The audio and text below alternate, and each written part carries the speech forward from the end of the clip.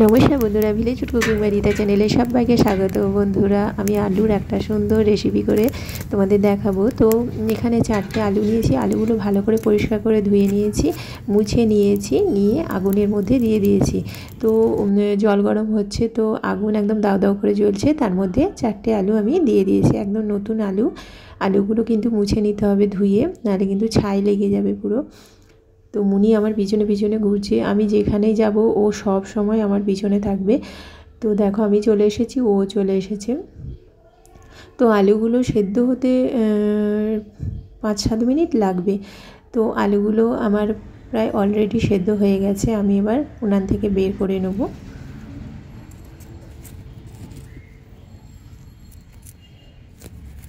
তো উনান থেকে আমি আলুগুলো বের করে নিয়েছি। ওপরের স্কিনটা কালো হয়ে গেছে, আলুগুলো সেদ্ধ হয়ে গেছে। এটা কিন্তু খেতে খুবই ভালো লাগবে, অপূর্ব স্বাদের হবে, একদম টেস্টি, জিভে জল আনা রেসিপি। তো আলুগুলো বের করে নিয়েছি। এরপরে আমি আলুগুলোকে কলের জলে ধুয়ে নেব, ভালো করে পরিষ্কার করে ধুয়ে নেব।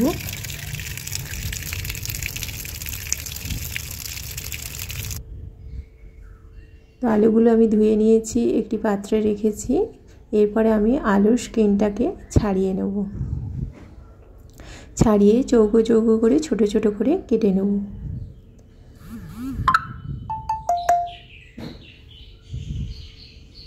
তো আলুর স্কিনটা ছাড়ানো হয়ে গেছে। এরপরে আমি এই আলুর মধ্যে যে জিনিসগুলো দেবো, তো একটা বড় সাইজের পেঁয়াজ কুচিয়ে নিয়েছি, 2টো কাঁচা লঙ্কা নিয়েছি।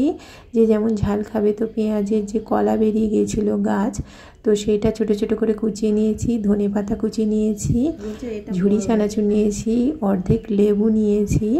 এরপরে বিট নুন আছে, রোস্টেড ধনে গুঁড়ো জিরে গুঁড়ো আছে, চাট মশলা আছে, লবণ আছে, কাঁচা সর্ষের তেল আছে।